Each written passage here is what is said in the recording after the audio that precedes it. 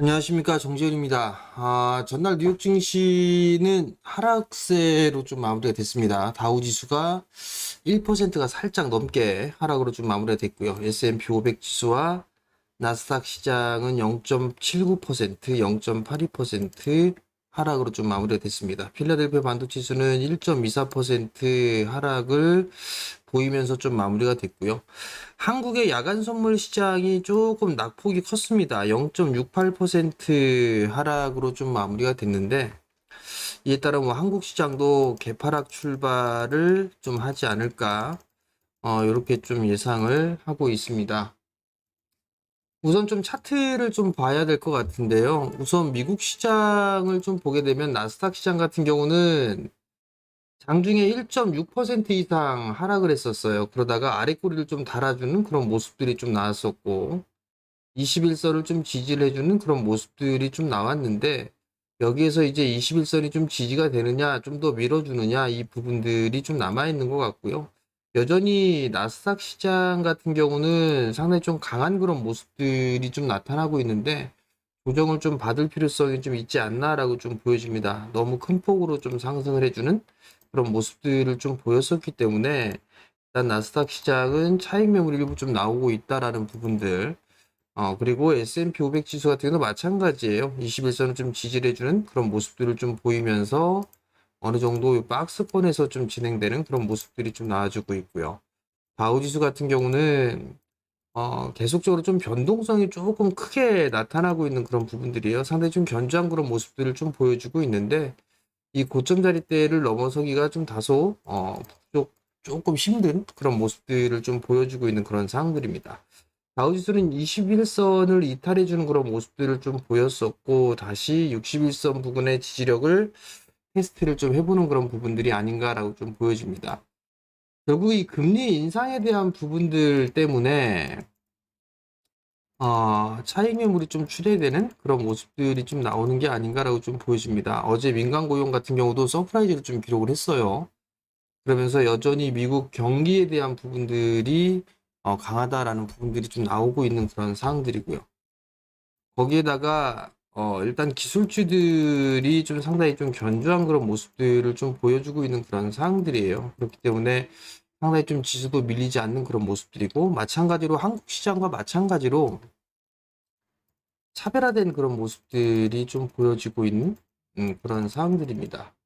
그러니까 한국 시장 같은 경우도 오늘 좀 개파락 출발을 할 것 같아요.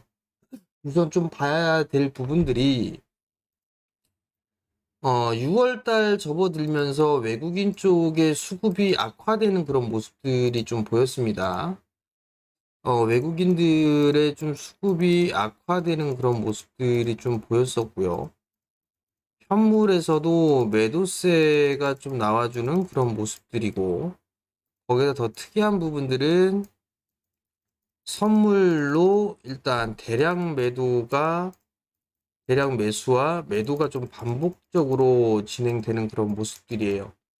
이에 따라서 좀 변동성이 좀 커지는 그런 모습들인데, 오늘 환매수가 좀 들어와 줘야 될 거예요. 그래야 일단 반등에 대한 부분들이 좀 나오지 않을까라고 좀 보여지기 때문에, 외국인 쪽에 있어서의 선물 흐름들은 체크를 해봐야 되지 않을까라고 좀 보여지고요. 여기에다가 국내 기관 쪽도 문제가 되겠죠. 금융투자 쪽 같은 경우는 수익률 관리를 위해서 6월 달까지 줄기차게 좀 매수를 했었어요. 근데 그 물량이 하반기에 들어서면서 매도로 좀 전환되는 그런 모습들이 좀 나왔었거든요. 이 부분들도 매물에 있어서의 압박으로 좀 작용을 할 수가 있는 그런 사항들이에요. 그렇기 때문에 금융투자 쪽도 매물 소화를 좀 해줘야 될 필요성이 있는 그런 사항들입니다. 결국은 여기에서 만약에 61선을 다시 하회해주는 그런 모습들을 좀 보였었거든요. 다시 또 이탈되는 그런 모습들, 아마 시초가 부근은 이 전저점 언저리대에서 좀 시작을 하지 않을까라고 좀 보여지는데, 오늘 아래 꼬리를 좀 달아주고 이러한 모습들이 좀 나와주는지, 아니면 4월달, 3, 4월달 시장처럼 이러한 모습들이 좀 나와주는지를 체크해 볼 필요성은 있을 것 같습니다.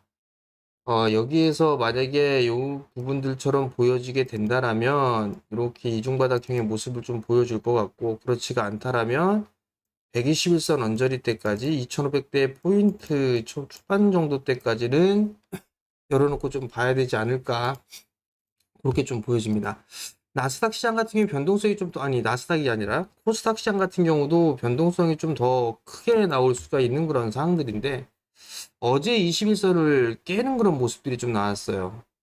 제법 미국 시장에 있어서는 밀려 내려오는 그런 모습들을 좀 보여주고 있는 그런 상황들인데, 사실 코스닥 시장 같은 경우 제법 많이 올랐어요. 급등의 모습들을 좀 보였었기 때문에 다시 여기서 밀려 내려오는 그런 모습들, 그런 모습들을 보여주게 된다라면, 특히나 저점 자리대를 보게 되면 수렴 과정을 좀 거치고 있는데, 여기서 좀 지지가 되는지 61선 자리대가 지지가 되는 그런 모습들이 좀 필요한데, 만약에 이 자리대를 깨는 모습들이 좀 나와주게 된다라면 전저점 언저리 때까지는 좀 밀리는 그런 모습들이 좀 나올 수가 있을 거예요. 그렇기 때문에 외국인 쪽의 수급이 상당히 좀 필요하다라는 점, 그 부분들을 좀 기억을 하고 수급 체크를 지속적으로 좀 해야 되지 않을까라고 좀 보여집니다.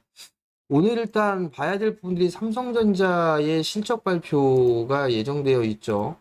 삼성전자와 LG전자의 예비치 발표가 있어요. LG전자는 뭐 괜찮을 것 같은데, 삼성전자는 의견이 좀 많습니다. 2천억대의 영업이익을 좀 기록할 것이다라는 전망이 있고, 그리고 1분기에 바닥을 쳤기 때문에 9천억까지 보는 증권사들도 있는 그런 상황들이에요. 어느 시기에 나오든가 일단 업황에 대한 부분들은 바닥을 쳤다라는 인식들이 나오고 있는 그런 상황들이거든요.